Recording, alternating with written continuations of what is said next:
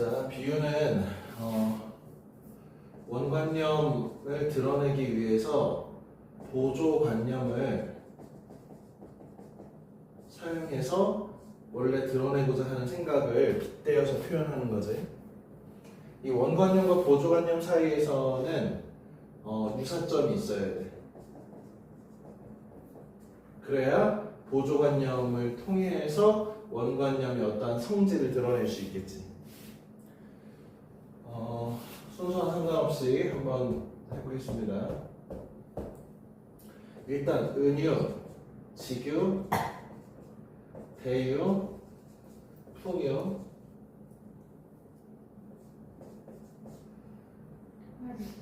하류, 의인, 중의.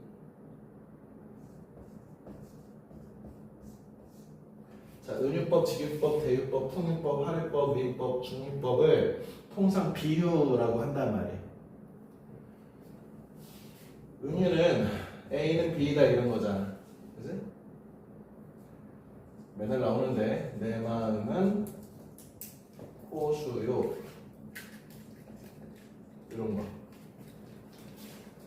물론 이런 방식은 아니라고 하더라도 이렇게 내 마음이라는 원관념을 드러내기 위해서 호수라는 보조관념을 가져온 거잖아.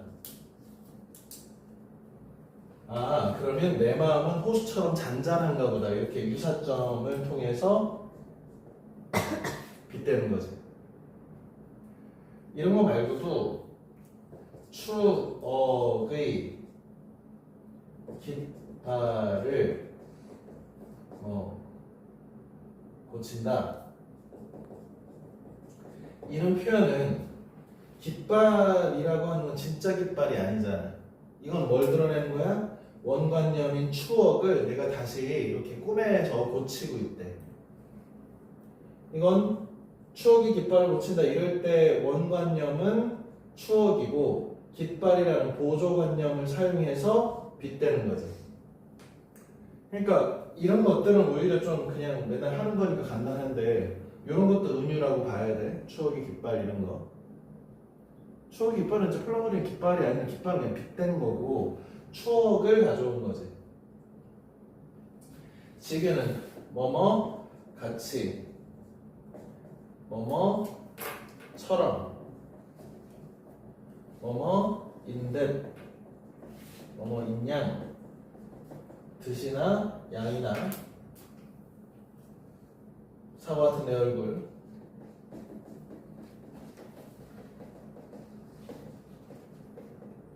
이런 거지.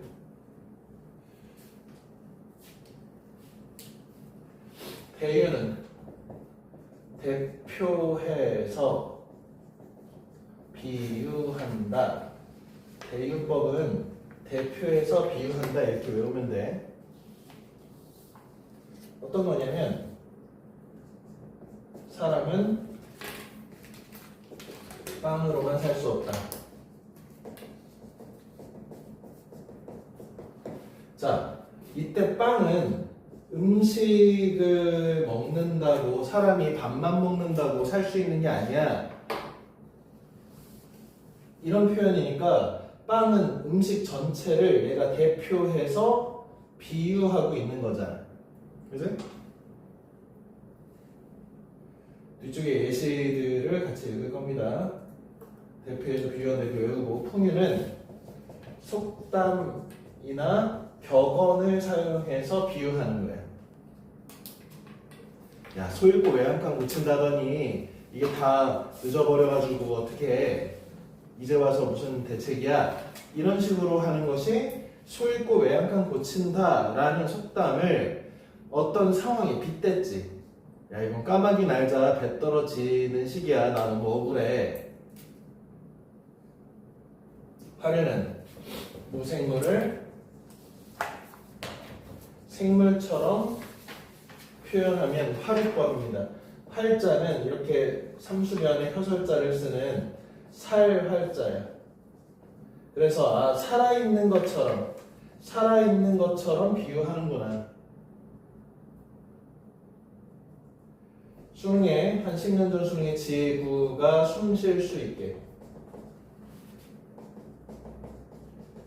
환경 문제를 얘기하면서 지구가 숨 쉴 수 있게라는 표현이 화류법의 예시로 출제된 적이 있습니다.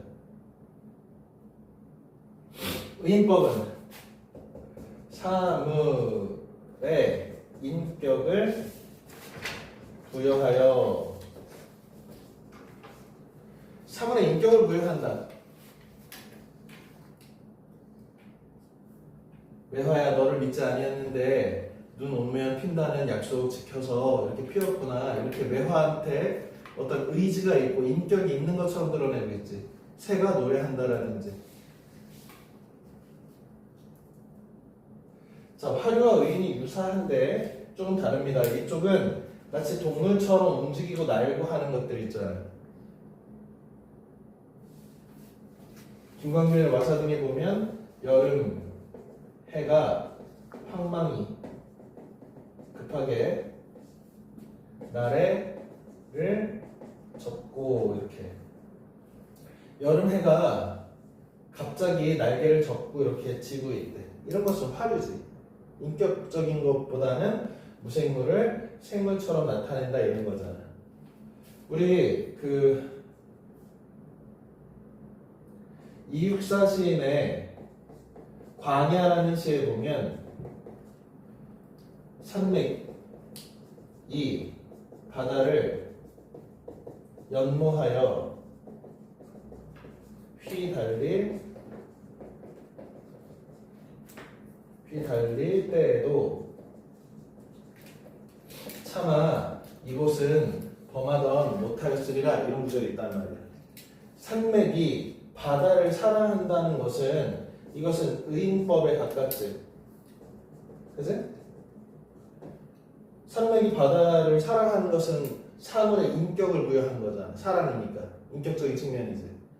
그런데 휘달린다. 산맥들이 막 달려간대. 이런 것은 화류에 가깝다고 볼 수 있겠네. 무생물을 생물처럼 움직이는 것처럼 나타냈으니까. 자, 중의는 비유 안에 넣기도 하고 넣지 않기도 하는데 하나의 원관념, 하나의 보조관념을 2개 이상을 의미를 가지고 있을 때 의미가 중복된다라고요. 중의법인데 수양산 바라보며 이제를 한하노라. 이런 작품 보면 성삼눈이 백의와 숙제가 지조와 절개를 지키기 위해서 굶어 죽은 중국의 수양산이라는 의미도 있지만 이 안에는 수양대군, 왜 성삼문이 지금 자신의 절개를 부피려라고 하는 지금 수양대군을 바라보면서 비판적으로 바라보면서 이 내용을 한다. 이렇게 하나의 시어에 2개 이상의 원관념이 있을 때 이런 걸 중의법이라고 하는데 이렇게도 해석되고 저렇게도 해석되고 의미가 중복되게 해석된다. 이런 것도 비유에 집어넣습니다. 그럼 42페이지에 봅시다. 직유법 육사의 노정기 쫓기는 마음 지친 몸이길래 그리운 지평선 한숨에 기어오르면 42페이지 시궁치는 열대식물처럼이니까 직유법 정증은 조찬 차돌구리 촉촉 죽순 드시니까 뭐한 듯 뭐뭐 있냔 뭐 이런 것은 직유지 물소리 이가 시리다 청각의 촉각화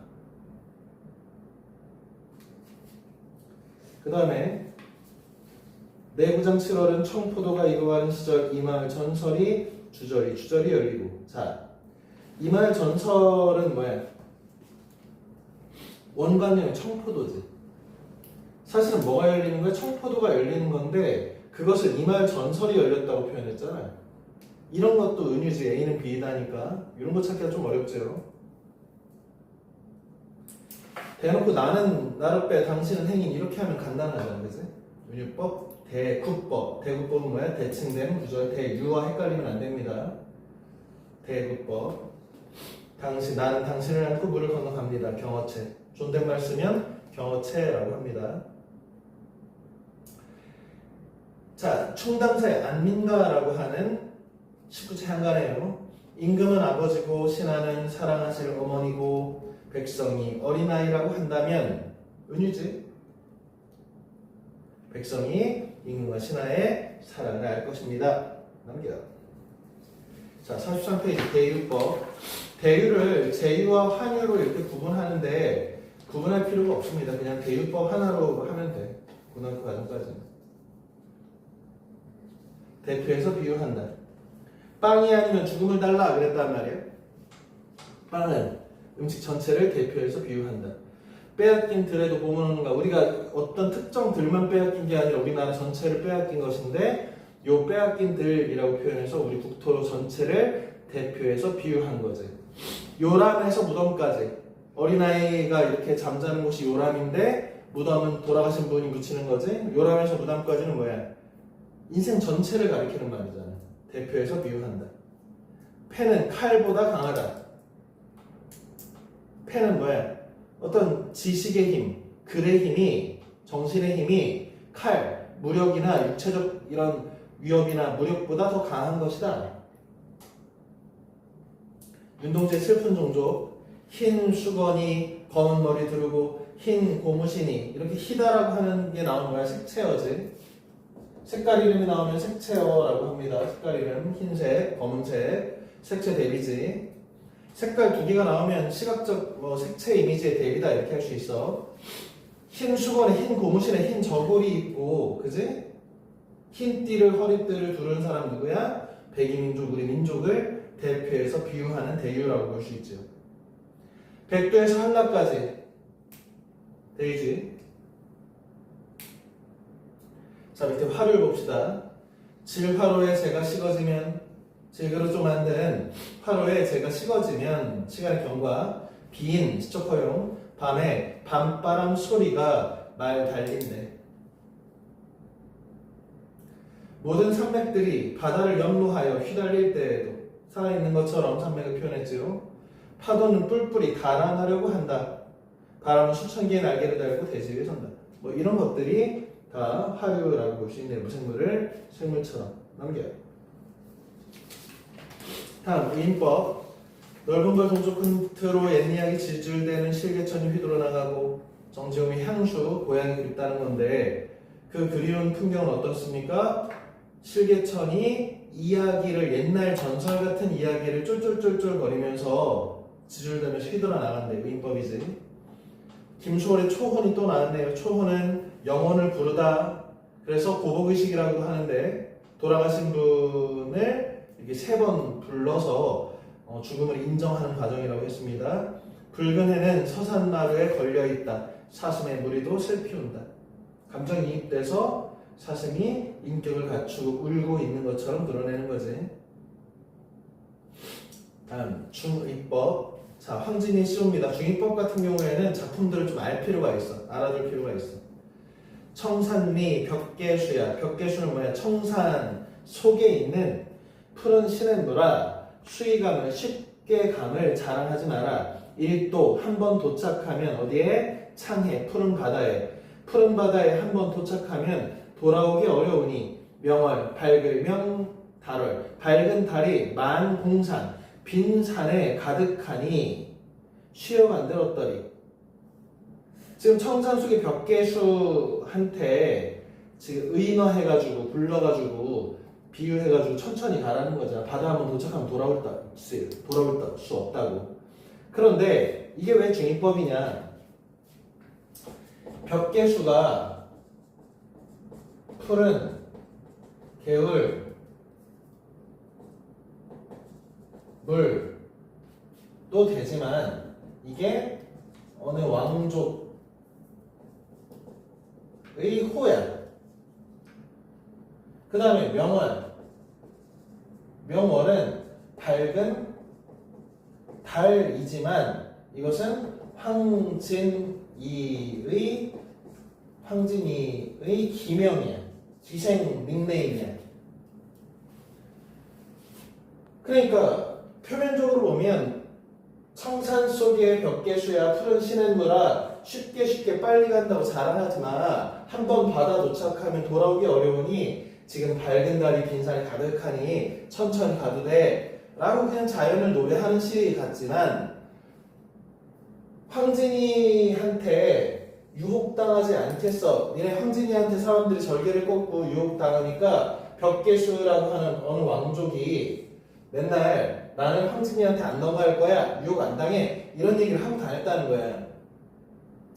그러다가 명월이 황진이가 벽계수 씨를 만나가지고 요 시조를 불렀다는 거야. 청산의 깨끗한 곳에 사시는 당신 벽계수 씨 너무 잘 나간다고 자랑하지 마요. 한번 인생 끝나면 돌아오기 어려운 거잖아요. 지금 내가 명월이 만공산하니 황진이 명월이 내가 이곳에 있으니 놀다 가도 괜찮아요. 쉬어가요. 이렇게 해석한다면 저는 다른 작품이 되는 거죠. 그래서 중의법이다. 저기 황진이의 의기면 황진이의 기명이라고. 기명, 기생 닉네임. 기명이라고 하는 거는 그 기생들이 이제 본명 안 쓰고 이렇게 그 닉네임을 쓰잖아. 그런 거야. 명월이었어. 발글, 명예, 발월. 자, 의성, 의태, 의성법, 의태법 이런 거는 뭐 따로 안 외워도 되는데 음성, 상징, 어다. 의성어와 의태어를 사용하면 음성, 상징어라고 한다. 음성이라는 것은 사람의 말소리를 음성이라고 한단 말이야. 그런데 예를 들어서 졸 이렇게 사람의 말소리를 들었더니 뭐가 떠올라? 냇물 소리가 떠오르지. 그러니까 상징성을 갖는다는 거예요. 음성이 상징성을 갖는다고. 그래서 의성어나 의태어, 깡총깡총 하면 사람의 말소리 깡총깡총을 들었더니 토끼가 뛰고 있는 모양이 떠오르지. 상징되지. 그래서 이것을 음성 상징어라고 하고, 대체로 음성 상징어는 중첩어란 말이에요. 중첩어라는 건 뭐냐면 졸이 아니라 졸졸졸, 깡총 아니라 깡총깡총 이렇게 두 번 반복하잖아. 해서 이런 것을 중첩어라고 하는데, 중첩어도 당연히 반복의 일종이잖아. 그러면 운율을 형성한다. 그래서 음성 상징어를 사용하면 대체로 운율이 형성된다 라고 하는 말이 나오는 겁니다. 무조건 뭐가 반복되면 운율 형성이지요. 다음 풍유. 풍유는 속담이나 격언을 사용하는 거지. 밑에 봅시다. 이중원의 동심가가 있는데 개화기 때의 가사 작품입니다. 범 보고 개 그리고 봉 보고 닭 그린다 라는 속담이 있어. 뭔가 남의 거를 멋진 것을 모방해서 제대로 모방하지 못하고 어설프게 모방해서 졸작을 만들 때 범 보고 개 그린다, 봉황 보고 닭 그린다 이렇게 표현하는 거야. 문명 개화를 하려고 하면 실상이 제일이라. 제대로 모방하려면 제대로 봐야 되는데 제대로 못 보고 개와 닭 그리지 말고 정말 범, 호랑이와 봉황을 제대로 표현하자. 그러려면 어떻게 해야 된다고? 실상 가서 봐야 된다고. 외국 나가서 한번 보고 유학도 가고 이렇게 하자고. 다음 페이지. 다음 변화주기네요. 자, 반어법이 있다. 반어법은 뭐야? 속마음과 반대로 나타나는 거지. 김소월의 먼 후일. 먼 훗날 당신이 찾으시면 그때 내 말이 잊었노라. 삼음보의 음보율이 보이네요. 당신이 속으로 남으라면 가정하고 있습니다. 무척 그리다가 잊었노라. 그래도 당신이 남으라면. 자, 지금 뭘 하고 있어? 계속해서 반복하면서 변화하고 있지. 변화 반복은 뭐야? 그러면 지난 시간에 했는데 변주가 되고 있다라고 볼 수 있지. 뭘 가정하고 그렇다면 이렇게 잊었다고 말할 거예요 라고 하는 것이 지금 변화 반복을 하고 있잖아. 그럼 뭐라고? 변주한다 라고 하는 거야. 반복되는데 변화를 주면서 반복하는 변주입니다.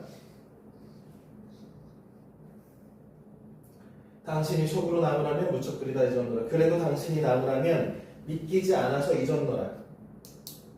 당신이 이렇게 돌아올 거라고 하는 것을 나 못 믿겠어서 잊었어요. 이렇게 말할 거예요. 어제도 오늘도 아니 있고 어느 날 그때에 잊었다라고 말할 거다. 뭐 이런 작품이지요. 대표적인 반어지. 지금 어제도 오늘도 안 잊고 있다가 지금 당신이 날 찾아왔을 때 그때 먼 훗날에 나는 잊었다라고 말할 거라는 것은 그 잊었다를 말하고는 있지만 그때까지 안 잊고 있다는 얘기잖아. 그래서 속마음과 반대로 나타나는 반어라고. 자, 우리가 중학교 때부터 계속 반어하고 역설을 구분하는 것들을 배워왔는데 다시 한번 정리하겠습니다. 반어는 속마음과 반대로 나타내는 거야. 역설은 도윤아, 역설에는 뭐가 있어야 역설이냐? 역설에는 모순이 있어야 역설이지. 모는 창이란 뜻이고 수는 방패라는 뜻이야. 한비자라고 하는 책에 보면 어느 날 어떤 한 사람이 모든 것을 뚫을 수 있는 창과 모든 것을 막을 수 있는 방패를 같이 팔고 있다는 거예요. 그러면 모든 것을 뚫을 수 있다는 창이 참이면 방패는 거짓이고, 모든 것을 막을 수 있다는 방패가 참이면 모든 것을 뚫을 수 있다는 창은 거짓말이지. 그래서 모순 관계하면 창과 방패다라고 해서 동시에 참일 수 없는, 동시에 참일 수 없는 이런 뜻이야. 이율배반이다. 자가당착이다. 그래서 어떤 모순 속에 진리가 담겨 있을 때 우리는 역설이라고. 아, 님은 갔지만 나는 님을 보내지 아니하였습니다. 이런 거 역설이지. 나보기가 옆에 갔을 때는 어쩌고 저쩌고 진달래 꽃을 사뿐히 들여 밟고 가시옵소서. 짓이기고 밟으래 어떻게 사뿐히. 이런 거 모순이잖아. 그치? 뜨거운 아이스 아메리카노 주세요. 이거 역설이잖아. 왜? 모순이잖아. 그런데 반어는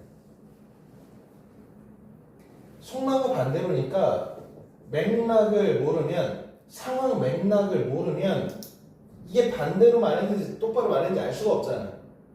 그러니까 어떤 표현된 문장만 보고 역설인지 아닌지는 찾아낼 수 있지만 반어는 반드시 뭐가 필요해? 맥락이 필요한 거야. 왜 일이 늦었어? 아니, 너 왜 이렇게 빨리 오니? 왜 이렇게 빨리 왔어? 자, 봐봐. 왜 이렇게 빨리 왔어? 라고 말했어. 그런데 예를 들어서 수업 시간에 한 20분 전에 어떤 친구가 왔는데 선생님 너 왜 이렇게 빨리 왔어? 라고 하면 이것은 반어가 아니잖아. 근데 똑같이 왜 이렇게 빨리 왔어를 말했지만 뭐 수업에 늦은 지각하는 학생한테 말했다면 그것은 내 속마음과 반대로 표현해서 어떤 걸 강조하려고 한 거지. 그치? 그러면 그때는 반어지. 이게 왜 이 설명을 하냐면 반어는 맥락 안에서만 반어라고. 역설은 그 문장 자체가 모순된다고. 그러니까 반어하고 역설이 헷갈리게 돼 있는데 원래도. 자, 한번 봅시다. 그러면 나보기가 엮여 가실 때에는 죽어도 안 잊는 걸 흘리우리다. 야, 죽어도 안 울 거예요. 이게 왜 반어야? 당신이 내가 엮여서 떠나는데 나는 당신을 위해서 진달래꽃을 정성껏 따다가 꽃밭을 만들어준다는 거야. 꽃길을 만들어줄 거래잖아. 이 상황은 어때? 엄청 슬픈 상황이고 눈물 흘릴 상황이지. 그 상황에서 나 안 울 거라고 하는 건 반어인 거지. 귓돌이 어여쁘다는 불쌍하다는 뜻이지요. 저 귓돌이 BA 구조라고 하죠. 이런 걸. 어인 귓돌이 지는 달, 새는 밤에 긴 소리, 짧은 소리, 절절히 슬픈 소리, 저 혼자 울어내요. 자, 내다, 려다, 고라고 외웁니다. 어여쁘다, 이 중세국어에서 어여쁘다는 불쌍하다.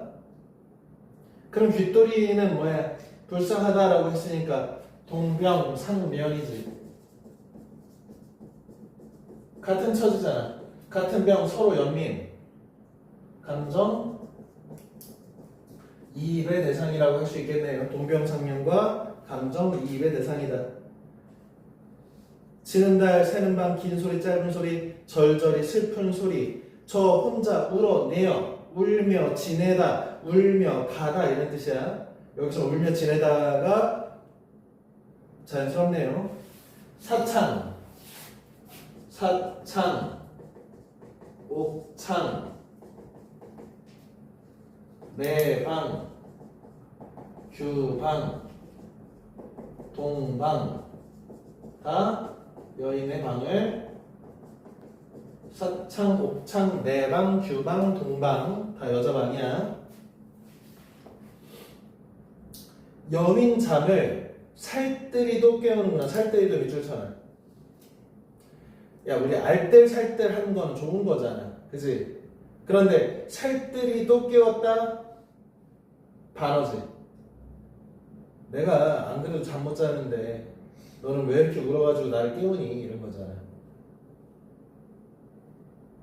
그래도 내 마음 알 것은 너밖에 없다. 뭐 이렇게.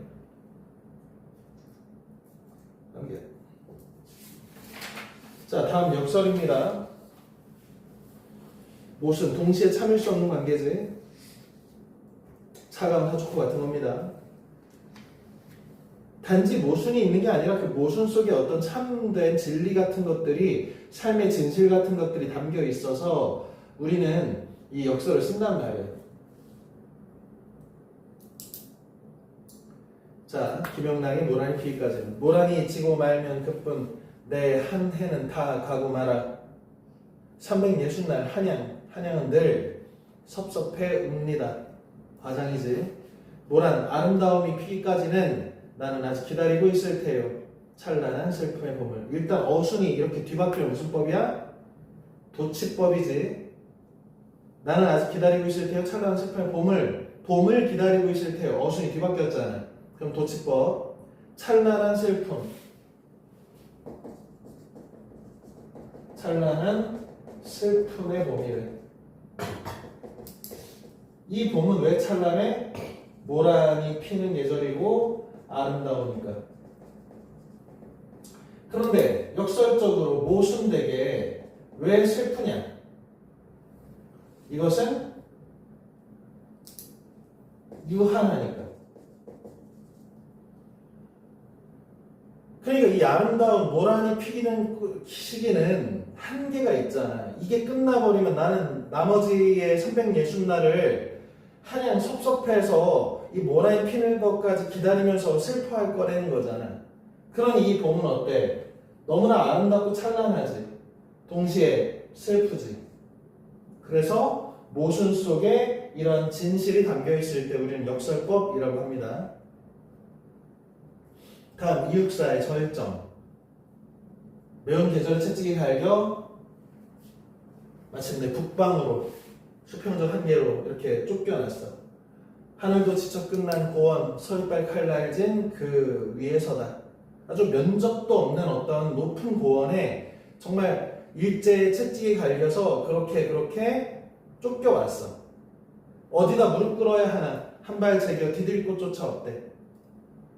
한계 상황이지. 이 어떤 절박한 한계 상황 속에서 이러면 눈 감아 생각해 볼 밖에 뭐야? 관조적이지. 담담하게 관조적 태도로 생각해 보겠대. 담담하게. 이런 절체절명의 상황에서도. 결론은 뭐야? 겨울은 강철로 된 무지갯가보다.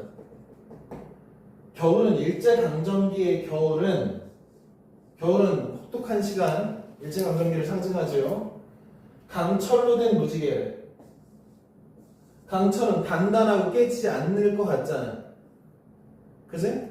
겨울은 그렇게 안 깨질 것 같은 거야. 일제강점기는 안 변할 것 같아. 그런데 무지개는 뭘 상징해? 희망을 상징하지. 부드럽고 아름답고 그렇잖아. 그러니까 일제강점기 상황에 어떤 절체절명의 절정의 탄압이 있는데 그 탄압은 너무나 강력해서 강철 같아. 하지만 잘 생각해보니까 어때? 일제가 우리를 이렇게 목살게 굴고 힘들게 하면 할수록 우리는 광복의 의지를 더 갖게 되고 이럴수록 우리는 일본과 동화되지 않고 우리의 고유한 문화나 정서나 이런 것들을 역사에서 갖고 살겠지. 그러면 광복의 희망이 더 있다는 거죠. 어떤 거냐면 북방으로 나를 쫓겨내더니 고원으로 밀어붙이더니 면적도 없어서 내가 어디다 무릎 꿇을 수도 없대. 무릎 꿇는 건 항복하는 거고 복종하는 거잖아. 그런데 그것도 적당히 해야 복종하는 거지. 이렇게까지 일제가 우리 민족을 탄압하고 어렵게 하니 고통스럽게 하니 그것은 강철 같지만 오히려 희망이다 라는 모순 속에 진실을 담고 있는 거지. 활용은 나는 향기로운 님의 말소리에 귀먹고 일단은 향기로운 님의 말소리 뭐야? 청각의 후각화 공감각적 증상이지. 말소리가 향기가 나면 이상한 거잖아. 감각의 전이 청각의 후각화. 그런데 그런 아름다운 소리를 들었더니 어떻게 됐대? 귀가 안 들린대. 이거 역설이지 않냐? 왜 아름다운 소리를 향기로운 아름다운 소리를 들었더니 왜 귀가 안 들려? 표면적으로 모순되지. 하지만 그 속에 뭐가 담겨 있어? 나는 당신 말소리밖에 안 들려요. 난 당신 말밖에 안 들리는 이 청각장애가 왔어요 이거잖아. 꽃다운 님의 얼굴에 눈 멀었습니다. 통사구조 반복 대구지. 이것도 마찬가지로 아름다운 님의 얼굴을 봤더니 내 눈이 멀어버렸대. 이것도 겉으로는 모순되지만 진실이 담겨있지요. 아, 이렇게 감탄사를 쓰면 무슨 법이야? 그렇지, 영탄이지. 감정이 고조되는 영탄이고 관조의 반대입니다. 님은 같지만은 뭐야? 님은 나를 떠났지만은 조국은 주권을 빼앗겨서 광복을 잃어버렸지만, 그지? 나는 님을 보내지 아니하였습니다. 모순되잖아. 님은 갔는데 나는 왜 안 보내지? 이렇게. 하지만 나는 내 사랑을 당신이 떠났지만 포기하지 않고 기다림으로써 내 사랑을 지키겠다는 거잖아. 나는 님을 보낸 적이 없다. 나는 님이 돌아올 것이라는 확신을 가지고 내 사랑을 유지하겠다 이거잖아. 역설이지요. 밑에 모순형용, 모순어법이라고 돼 있는데 역설과 똑같은 거다 이렇게 생각하면 됩니다. 이것은 소리 없는 아우성. 박보검이 요즘 막 하던데.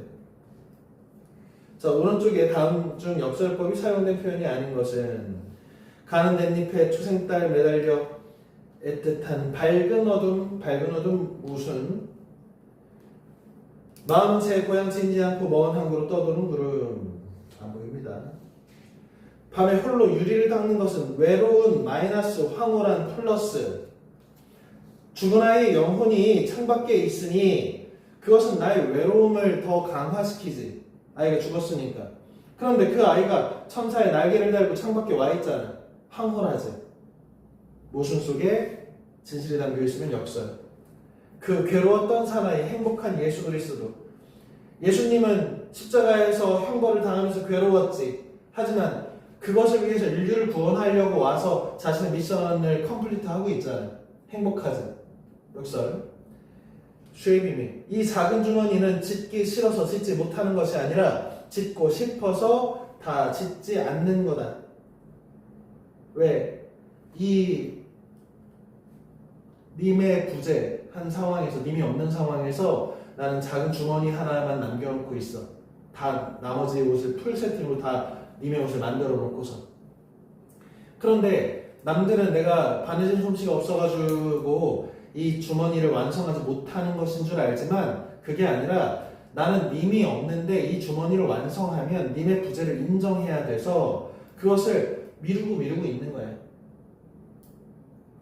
그래서 뭐래? 짓고 싶어서 짓지 않는 거다. 이상한 말이잖아. 모순이잖아. 그지? 역설입니다.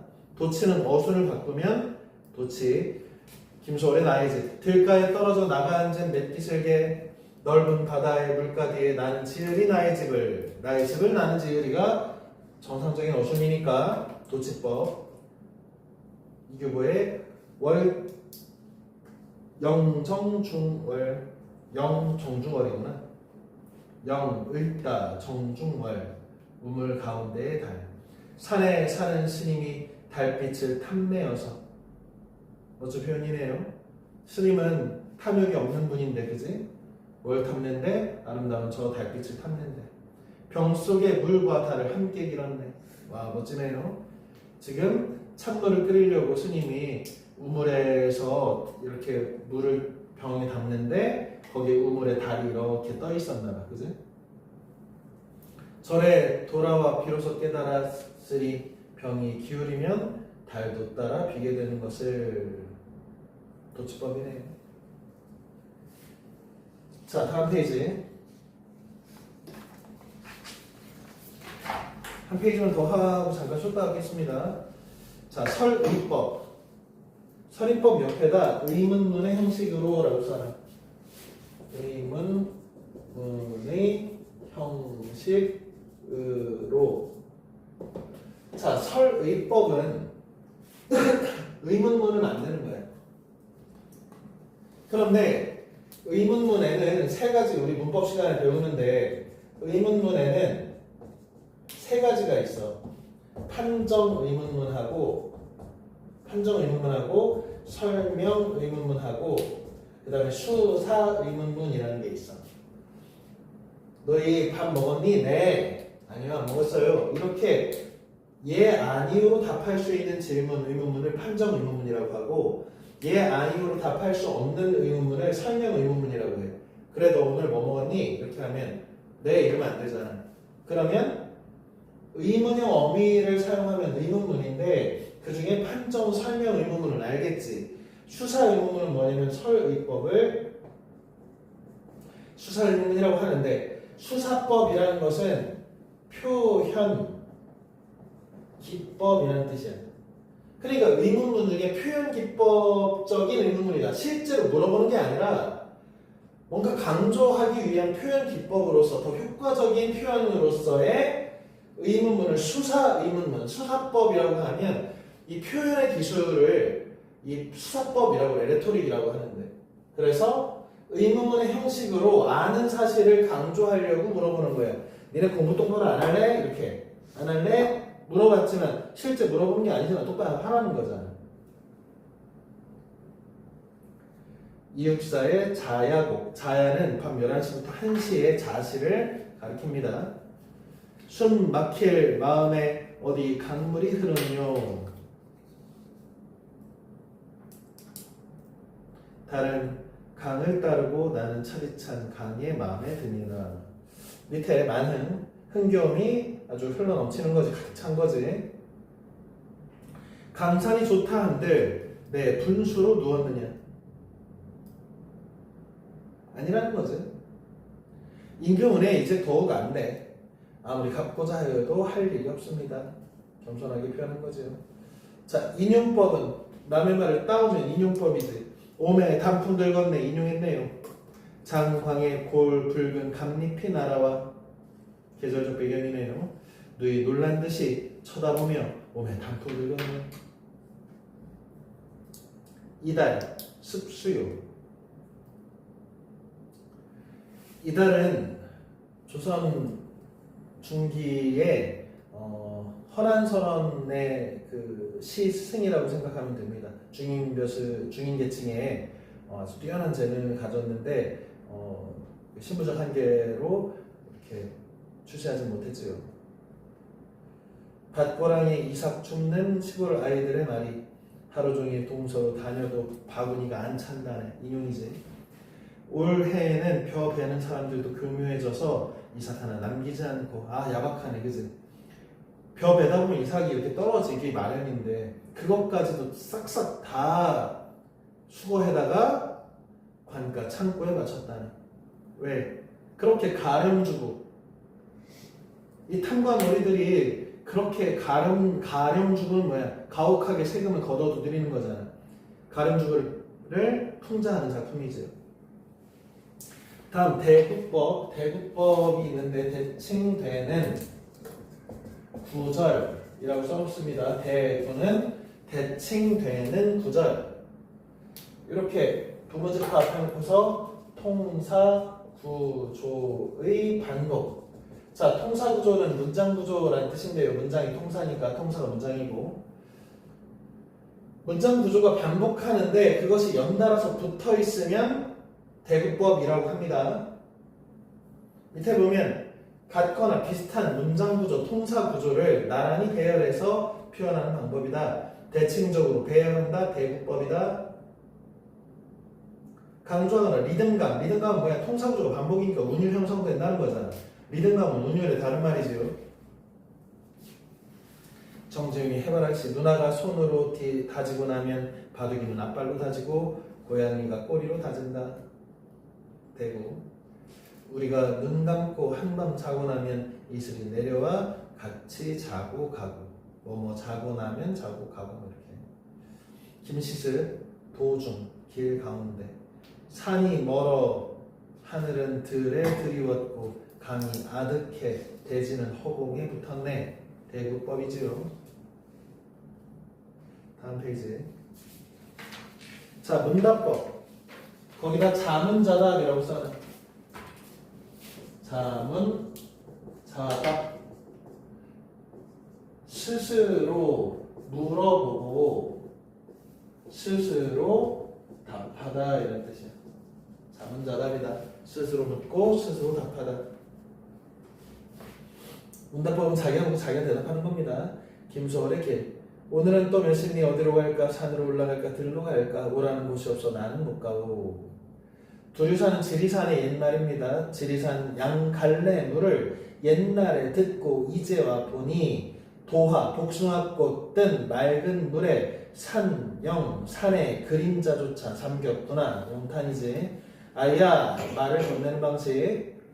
이렇게 구체적 청자가 있으면 말을 건네는 방식이라고 했습니다. 무릉도원이 어디냐? 나는 바로 여기 두류산 양갈래물이 무릉도원이라고 생각해. 무릉도원은 자연 속에 있다는 전설 속의 이상세계죠. 이 무릉도원을 찾아가려면 어떻게 가야 돼? 도화, 복숭아꽃을 따라가야지. 돈호법. 돈호는 부르는 거야. 아까 아이야 이렇게 불렀잖아. 이게 돈호법이지. 청산아 비웃지 마라. 배구나 조롱하지 마라. 백발 홍진에 내 즐겨 다니는 줄 아느냐. 자, 요 작품 잘 볼 필요가 있습니다. 청사나 백구나 이렇게 돈호법인데, 자, 백운의 밑줄 쳐놔. 백운은 흰 구름인데, 백운. 흰 구름 반대가 뭐냐면 청운이야. 청운은 파란 구름이지, 푸른 구름이지. 그래서 무욕, 욕심이 없는 것을 백운에 밑대고 출세를 뜻하는 것이 청운입니다. 청운, 푸른 청운지지라고 해요. 청운의 꿈을 품고 서울로 올라갔다 뭐 이렇게 하는 거. 푸른 구름은 출세를 뜻하고 흰 구름은 욕심 없이 사는 것을 뜻합니다. 그러니까 청사나 비웃지 말라, 배구나 조롱하지 말아라. 청산과 배구는 뭘 조롱하는 거야? 내가 흰머리 백발이 되도록 홍진, 붉은 티끌, 붉은 먼지, 세속적 욕망이잖아.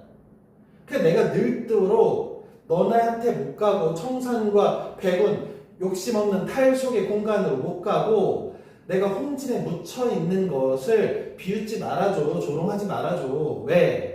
네, 즐겨 다니는 줄 아느냐? 아니라는 거지. 서리법이지. 나 즐겨 다니지 않아.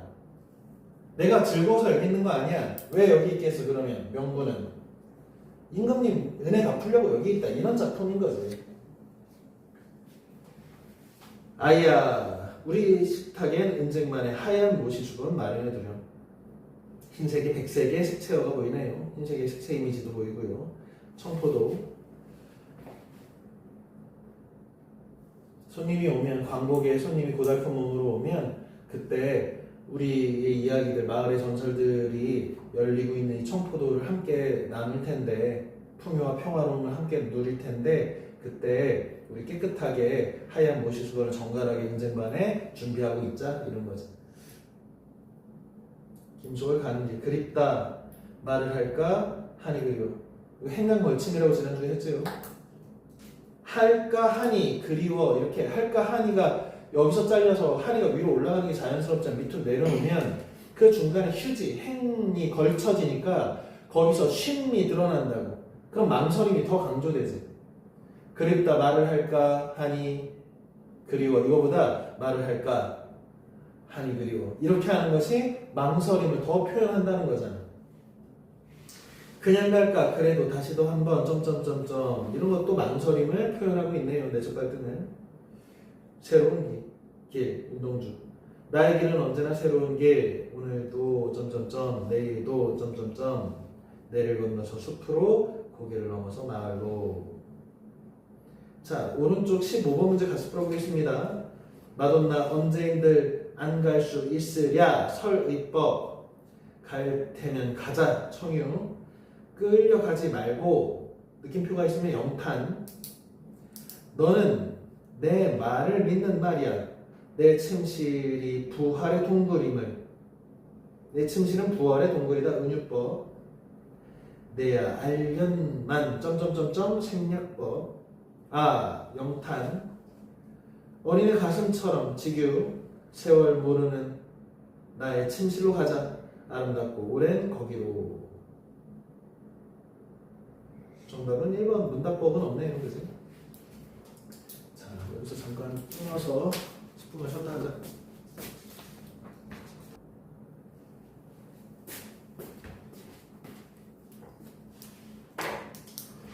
자 계속 봅시다. 비교법 이런 데 있는데 뭐 비교법이라는 표현 기법이 있는 것은 아니고 그냥 비교하는 거지. 보자.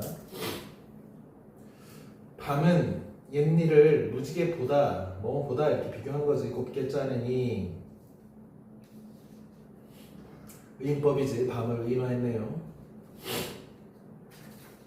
그 다음에 옛일을 짜낸다는 건 뭐야? 추억을 지금 비유적으로 표현한 거지. 한가락 여기 두고 또 한각 어디인가 내가 부른 노래는 그 밤에 강 건너갔소.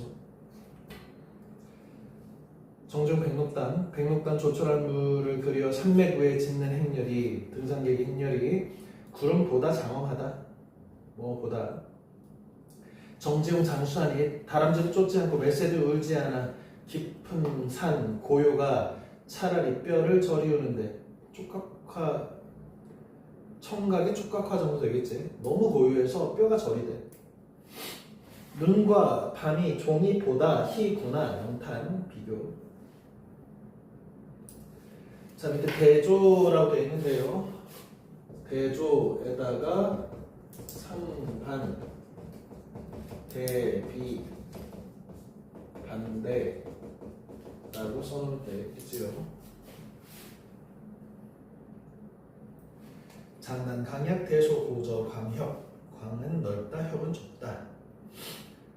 이육사 자야곡 수만호 빛이라야 할 내 고향인데 내 고향은 원래 어땠어? 일제강점기 전에 수만 가구의 빛 혹은 수만호라고 하는 보석 같은 빛이 내는 고향. 그런데 지금은 어때? 노랑나비도 오지 않는 무덤 위에 이끼만 푸르러라.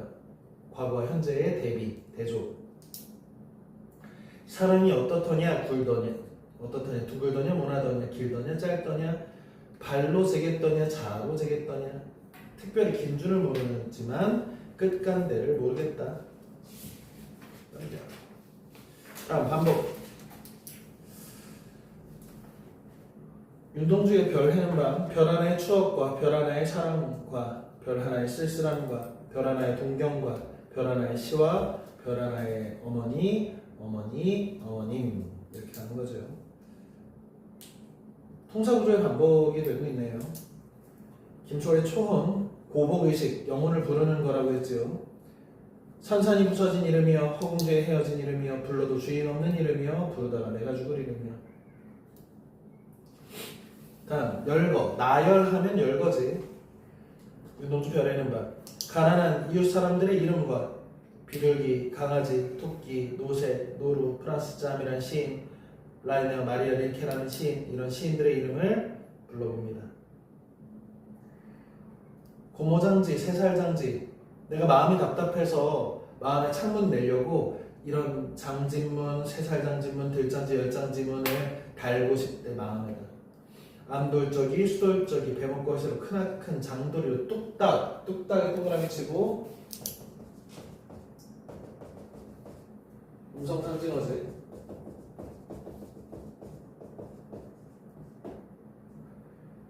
그러니까 소리일 수도 있고 그렇게 빨리 두 가지 의미가 다 있다고 생각하면 되겠지요. 그러니까 마음이 얼마나 답답한지 장도리로 뚝딱 박아가지고 마음에 창문 내고 싶대. 그럼 뚝딱 소리를 의성어를 드러낸 음성상징어로 볼 수도 있지만 우리가 국밥 한 그릇 뚝딱 했다 할 때 뚝딱은 뭐야? 빨리 먹는 거잖아. 마음이 그렇게 답답하다는 거지. 마음에 창문을 내고 싶을 정도로. 과정법. 영랑, 김영랑, 모란이 피기까지는 모란이 지고 말면 급분 내 한 해는 다 가고 말아 360날을 한양 마냥 섭섭해서 운대. 과장이지. 모란꽃이 졌다고 360일을 우는 건 너무 과장이잖아. 상사곡, 상사라는 것은 그리움이라는 뜻입니다. 그리워해도 못 보니 하루가 3년 같도다. 원수가 아니라 못 있는 게 원수래. A, B, A 구조네. 원수가 아니라 못 있는 게 원수다. 현재법 윤동주 병원. 살구나무 그늘로 얼굴 가리고 병원 뒷뜰에 누워 젊은 여자가 흰 옷 아래로 하얀 다리를 드러내놓고 일광욕을 한다. 현재 영미. 한나절이 기울도록 가슴을 앓는다는 이 여자를 찾아오는 이 나비 한 마리도 없다. 자, 점층은 점점 세지고 커지고 강조되는 게 점층이지. 점층의 반대가 뭐냐, 은서야? 점층법의 반대는 점점 작아지고 약해지는 것 점강법이라고 합니다. 이육사의 절정, 고통의 절정이고 이 절정 속에 희망이 있다는 거지. 매운 계절, 일제강점의 채찍에 갈겨 마침내 북방으로 휩쓸려 오다. 북방은 수평적 한계. 하늘도 그만 지쳐 끝난 고원. 고원은 어디야? 수직적인 한계. 그러니까 지금 이렇게 북방으로 휩쓸려 온 데다가 고원까지도 쫓겨나는 거잖아. 누적되는 거지. 그러니까 점층적 심화되는 상태라고 봐야겠지. 여기까지 쫓겨났는데 이제 끝이니까 어때? 위로 쫓겨나는 거지. 면적도 없는 거지. 서리빨 칼날진 그 위에서나. 그러니 무릎 꿇을 수 없고 무릎 꿇을 때도 없고 눈 감아 생각해보니까 겨울은 강철로 된 무지개다 이거잖아. 천세 누리소서 만세 누리소서. 이게 점층이 천세 만세. 무쇠 기둥에 꽃 피어 열매 열었다 들이도록. 자, 거기에 불가능한 상황 가정이지. 이 불가능한 상황 가정에서 간절한 소망을 노래하는 작품들이 많이 있습니다. 대표적으로 우리 정석가 있잖아. 고려가요. 사각사각 가는 모래 벼랑에 구운 밤 다 때를 씹습니다. 그 밤에 음이 돋아서 싹 나면 유덕화님을 헤어지고 싶습니다. 그치? 절대 안 헤어진다는 얘기잖아. 자, 영탄 한번 써볼까요? 영탄은 감탄사, 감탄형, 어미, 어머구나 이런 거. 세 번째 느낌표, 설의법을 써도 대체로 영탄으로 보죠. 이 감정이 고조되는 영탄, 반대는 관조. 관조는 담담하게 바라봄. 담담한 어조, 차분한 어조는 관조이고, 그와 반대로 격양된 감정을 드러내는 것을 영탄이라고 합니다. 오, 이런 거 감탄사. 오. 보자. 고운 폐혈관이 찢어진 채로 영탄법의 감탄사. 넌 산새처럼 지규 날아가. 군화는 감탄의 어미. 영탄 느낌표까지 있네요. 어리고 성긴 드문드문 성기다라고 하면 성글다는 건 드문드문하다, 빽빽하다의 반대야. 매화 매난국주 지주와 절개에 상징하는 사군자 중에 하나지. 매화 너를 믿지 않았더니 눈기약 눈 오면 핀다는 약속을 능히 지켜 두세 가지 피웠구나. 영탄. 연쇠는 꼬리에 꼬리는 물은 표현이지. 원숭이 엉덩이는 빨개 빨가면 사과는 맛있어 바나나. 이왕에 도산 12고 고인 공자님 맹자님 혹은 뭐 주자 이런 옛사람도 날 못 보고 나도 고인을 보지 못했지. 고인을 보지 못해도 가던 길 어떤 거에 학문의 길 책이 앞에 있잖아. 가던 길 앞에 있거든. 아니 가고 어찌할꼬 학문을 따르겠다. 고인은 없지만 여제법. 미화법 완국어법이라고 하는데 아름답게 표현하는 거죠. 금강대 맨 꼭대기에 신선의 학이 새끼를 치니 춘풍 봄바람 옥피리 소리에 봄바람 옥피리 소리로 미화했지. 첫잠이 깨었던지 호의 현상 하얀 저고리에 검은 치마를 입은 학이 공중에 솟았더니 서호 옛주인 인포라고 하는 매화를 처로 삼고 학을 자식으로 삼았다라고 하는 매처학자의 시인인데 서호의 옛주인이 나인 줄 알고 반겨서 넘는 듯 이런 표현입니다. 우리 미화법의 대표로는 백석의 여승이라는 시가 있는데 어린 딸은 도라지 꽃이 좋아 돌무덤으로 갔다.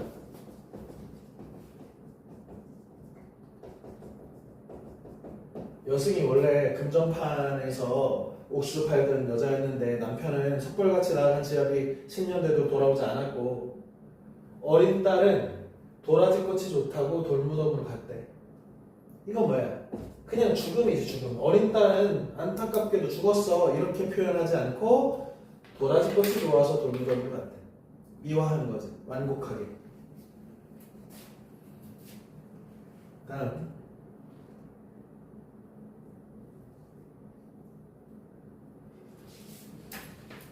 자, 상징인데요. 일단 비유하고 상징이 어떻게 다른지를 떠올려 봐야 되는데 오른쪽에 설명이 되어 있죠. 정리 한번 해볼까요? 그러면 비유하고 상징은 뭐가 그 공통점이냐? 보조관념을 사용해서 원관념을 드러낸다는 점에서는 공통점이에요.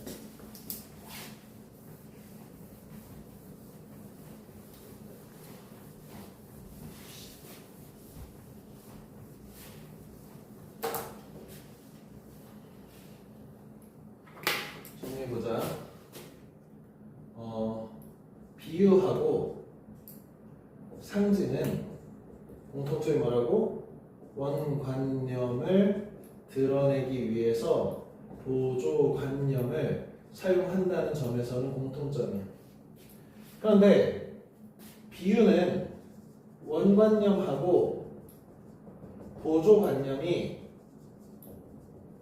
1대1의 대응이라면 상징은 원관념을 일단 안 보여줘. 보조관념만 가져와. 자, 예를 들어서 해보자. 얘들아, 비둘기는 뭘 상징하냐? 그러면 너네는 평화요 라고 말한단 말이야. 그치? 비둘기는 평화이다 라고 하면 이건 은유, 비유지. 그 양쪽 비유하고 상징이 가장 다른 점은 뭐냐면 얘네들 다 보조관념을 원관념을 빗대는 거야. 그런데 이쪽은 원관념, 보조관념이 다 드러나 있고 그것이 1대1 대응이야. 예를 들어서 이형기 시인의 낙화라는 시를 보면 나의 청춘은 지고 있다. 이런 구절이 있다고 쳐봐. 선생님 그러면 나의 청춘이 지고 있다. 그러면 이거 상징이네요. 원관념 없으니까 보조관념을 사용했으니까. 그게 아니라 이 시의 맥락 중에서는 지고 있다는 서술어 안에서 꽃밖에 원관념이 없잖아요. 그치? 꽃이 지는 거지. 나의 청춘이 지는 것은. 그러면 꽃은 나의 청춘이다 하니까 1대1 대응이 된단 말이야. 이렇게 원관념이 없어도. 그런데 예를 들어서 하늘에 별이 나와서 별을 노래하는 마음으로 모든 죽어가는 것을 사랑해야지 이런 시구가 있다면 그럼 별은 뭘 상징하는 거야? 별을 왜 노래해? 순수한 삶이고요. 이상을 상징합니다. 등등등의 다양한 상징성들, 원관념을 찾아내라는 거야, 상징은. 그러니까 비유하고 상징의 가장 큰 차이점은 뭐야? 이쪽은 보조관념만 준다는 거야. 이쪽은 원관념, 보조관념을 다 보여주고. 그러니까 당연히 보조관념 하나에 다양한 원관념이 모호하게 걸릴 수 있지. 별이 뭐 임금을 상징한다든지 뭐 이렇게. 거기 그 교재에 그런 것들이 담겨 있는 겁니다. 밑에 봅시다. 자, 상징에는 개인적 상징하고 관습적 상징, 원형적 상징이 있는데 어떤 상징성이 시인 개인이 가져온 것이라면 개인적 상징이고 문화 관습적인 상징이라면 관습적 상징이야. 예를 들어서 뭐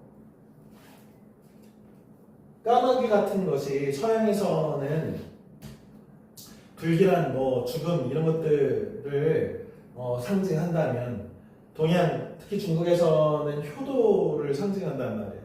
까마귀가 반포지조, 반포지효라고 해서 엄마 까마귀를 갖다 먹이거든요. 이렇게. 그러면 똑같은 까마귀가 있는데 이것의 상징성이 서양과 동양이 다르고 이렇다면 이 까마귀는 관습적 상징이라고 봐야겠지. 어떤 사회 문화 관습 때문에 상징성이 생긴 거니까. 중국에서 효도의 새라고 해서 효조라고 한단 말이에요. 효도의 새다. 자, 원형적 상징이라고 하는 것은 인류 보편적 상징성이다 이런 거예요. 칼 구스타프 융이라고 하는 철학자가, 이 심리학자가 인간의 마음에는 인간이기 전부터 이 누적되어 온 DNA 속에 누적되어 온 상징성들이 있다는 거예요. 갖고 태어난다는 거예요, 원형을. 그래서 태양을 보면 생명을 떠올리는 것이 인류 보편적이고 물을 보면 생명을 떠올리거나 또는 죽음을 떠올리는 것이 인류 보편적이다. 별을 보면 이상을 떠올리는 것이 보편적이다. 이렇게 하는 거예요. 자, 거기 김영란 내 마음 아시리 개인적 상징. 내 마음에 때때로 어려운 티끌과 티끌은 뭐야? 지저분한 것이니까 번뇌 같은 거지. 고민 번뇌. 속임없는 눈물의 간곡한 방울방울. 푸른 밤 푸른색은 대체로 희망을 상징합니다. 고이 맺는 이슬 같은 지규 보람을 보배인 듯 감추었다 내어드리지. 윤동주 참회로 반성한데 파란 녹이 낀 구리 거울 속에 거울은 뭐야? 투영물로서 자아성찰의 매개체지. 내 얼굴이 남아있는 것은 어느 왕조의 유물이기에 이다지도 욕될까. 내가 이렇게 녹이 낀 유물 속의 존재 같아. 망한 나라의 백성이니까. 아, 님은 같지만은 나는 님을 보내지 아니하였습니다. 제 곡조를 못 이기는 사랑의 노래는, 자, 이런 게 뭐야? 은유법이지. 보조관념은 노래고 원관념이 사랑이잖아. 님의 침묵을 휩싸고 놉니다. 내가 당신의 부재, 당신이 없는 그곳을 내 사랑으로 채워서 그것이 뭘로 변하는 거야? 님의 부재가 아닌 님의 침묵으로 변하는 거지. 북쪽 툰드라에도 찬 새벽은 뭘 상징해? 희망을 상징하지요. 밤이 끝나고 아침이 오는 시간이니까. 눈 속에, 눈은 시련, 꽃맹아리, 광복 같은 걸 상징하지요. 옴작거려, 제비때, 봄이 오면 돌아오는 새니까 광복이지. 까맣게 날아오게 기다리나니 마침내 저버리지 못할 약속은 광복의 약속이겠지요. 넘겨요.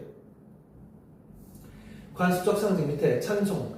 님이여 당신은 의, 정의가, 저스티스가 무겁고 황금이 가벼운 것을 잘 아십니다.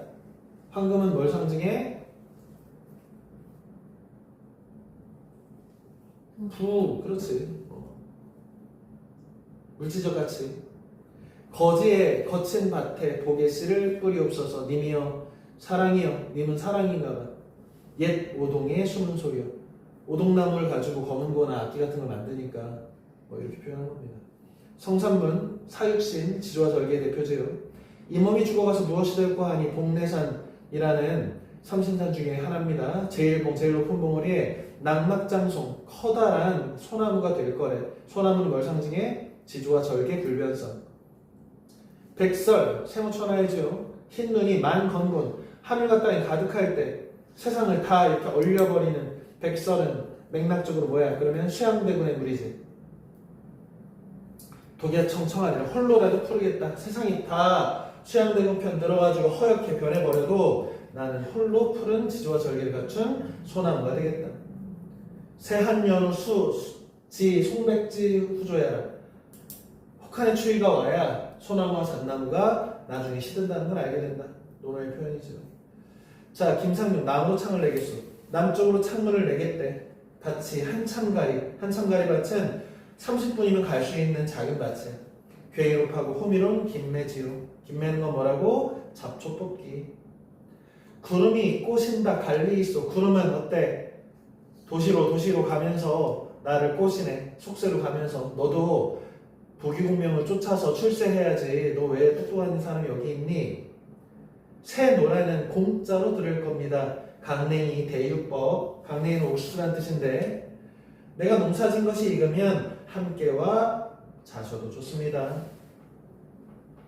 자, 원형적 상징은 인간의 잠재의식 속에서 인류 보편적으로 동서, 복음을 막론하고 인간이라는 누구나 다 그렇게 상징성을 갖는다는 거예요.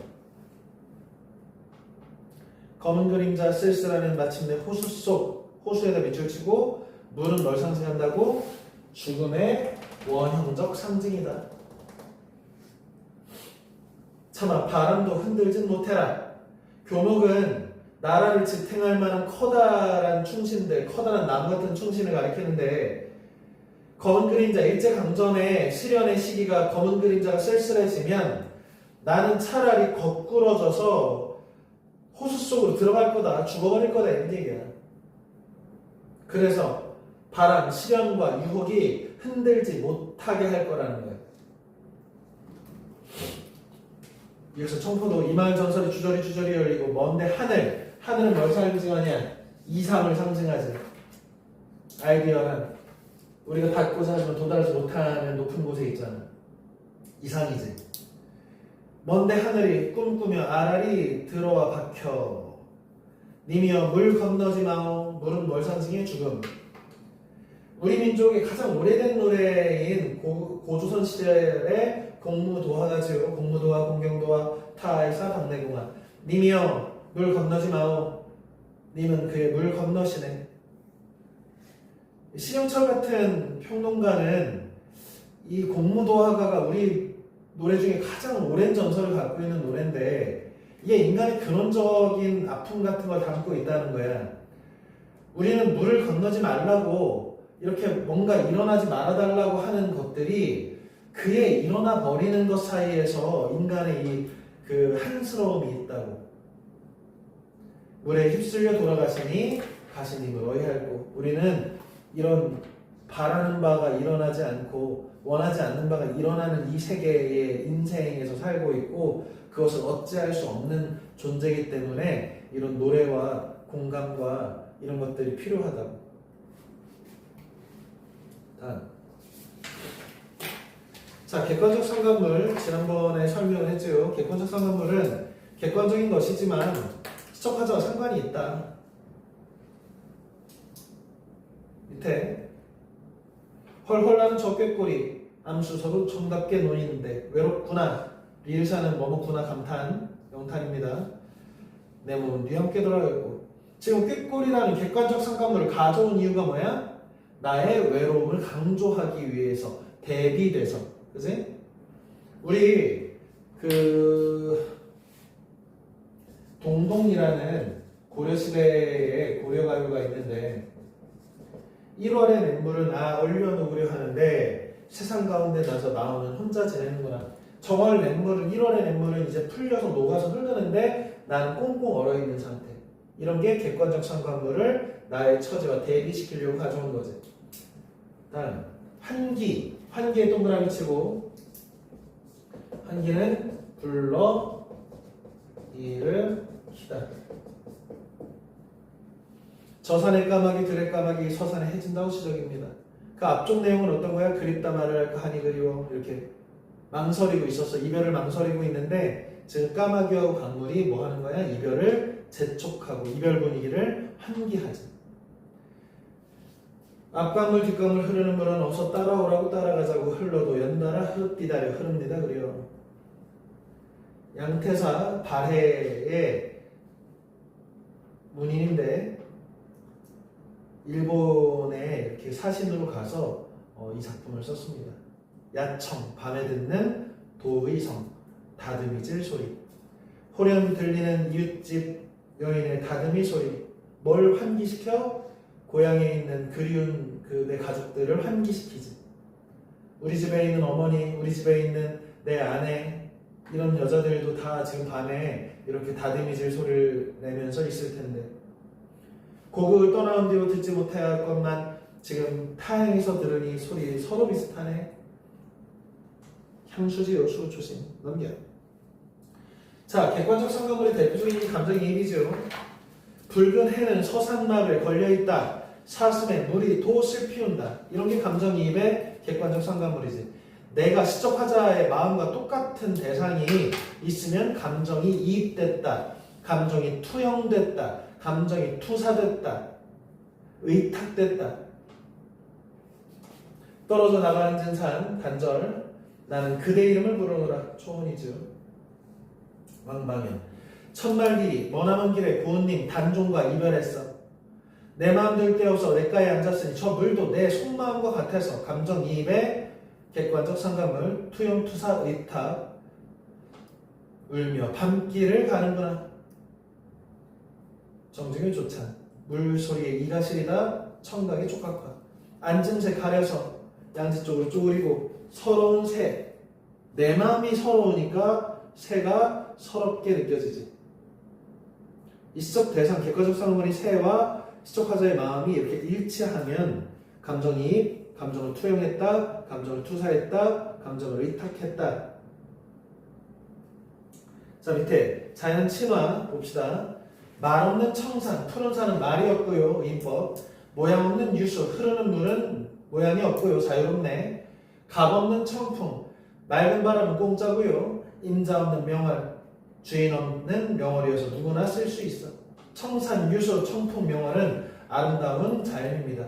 이 아름다운 자연 중에 병 없는 이 몸이 분별, 근심, 걱정, 판단, 근심, 걱정 없이 늙으리라. 자연 친화네요. 가재도 기지 않고 앉는 백록담 푸른 물에 하늘이 돈다. 불구에 가깝도록 고단한 내 다리를 왜 여기까지 백록담까지 올라갔잖아. 돌아 속아간다. 쫓겨온 실구름 일말에도 백록담 흐리운다. 왜? 백록담은 너무나 깨끗해서 하늘에 이렇게 떠있는 구름 한 점이 백록담에 비치기만 해도 이렇게 흐려진대. 나의 얼굴에 한나절 폭인 백록담은 쓸쓸하다. 감정이입이지. 내가 쓸쓸하니 백록담이 쓸쓸해 보이지. 나는 깨다 졸다 기도조차 잊었다. 넘겨. 삶에 교훈을 주는 대상으로서의 자연, 무정힘, 감정 없이 서 있는 바위, 유정, 감정 있게 보이는 구나, 최령, 가장 영험한 오인, 나오자의 사람이니까 우리 사람도 직립불의, 직립해서 의지하지 않기 어렵지만 오랜 세월 곧게 선 자태 변할 적이 없구나. 직립불의, 이 바위는 굳게 서가지고 의지하지 않고 혼자 잘 서 있잖아. 이런 것들을 교훈성을 드러냅니다. 2방 29부. 길제 500년 도읍지, 망해버린 고려의 500년 도읍지 송도 개성을 한 필의 말로 돌아드니 산천, 산과 냇물은 의구하되 옛날과 똑같은데 인걸, 고려의 걸출한 인재들은 간대가 없구나. 대비되지. 자연물과 인간사의 대비. 어저거 태평연월, 태평성대, 강구연월, 한포고보 고목격양 이런 거지. 태평성대가 고려시대의 태평성대가 일장춘문 같은 꿈 같대. 매개체는 매자가 중매할 매자라고 써있는데 동그라미 쳐놓읍시다. A와 B를 서로 중매해서 연결한다 이런 뜻이야. 매개. 자, 자화상. 산 모퉁이 돌아 논가 외딴 우물. 우물은 뭐야? 자아 성찰의 매개체지. 홀로 찾아 가만히 들여다봅니다. 경어체. 우물 속엔 달이 밝고 구름이 흐르고 하늘이 펼치고 파란 바람. 촉각의 시각화, 공감각적 침상, 감각의 전이. 바람이 불고 가을이 있습니다. 그리고 한 사나이가 있습니다. 어쩐지 그 사나이가 미워져. 자기 자신이 미워지는 거지. 이 미운 나와 대비되는 우물 속의 아름다운 풍경이네요. 맷버들 산에 있는 버드나무를 가려 꺾어 보내노라 님에게. 도치법 님에게 보내노라. 자신은 창밖에 심어두고 보소서. 왜? 홍랑이 기생이야. 그래서 나를 안방에 내 화자의 분신인 내가 못 가니까 맷버들을 골라서 정성껏 님한테 보내니까 이 맷버들은 나잖아.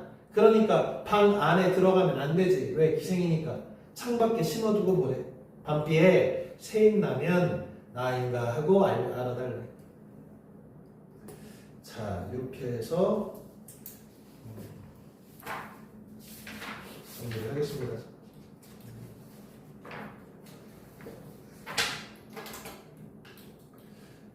지금 그 개념어는 정말 100번 강조해도 부족함이 없습니다. 이 개념어를 충실히 하고 이 개념어들의 개념을 충실히 이해하고 암기한 상태에서 새로 배우는 작품들이라든지 처음 만나는 작품에 이렇게 스스로 적용할 수 있는, 스스로 생각하는 능력을 기르는 게 제일 중요하다. 우리 지난주에 이 수업 시작할 때부터 얘기를 했고요. 이 수업은 지난주하고 이번주 수업까지 해서 한 3시간 정도 분량의 영상인데 이거는 그 학원 유튜브에 올려놓겠습니다. 때때로 헷갈리는 개념이 있거나 좀 이렇게 개념 한번 다시 정리하고자 할 때 다시 한번 보기 바랍니다. 마치겠습니다.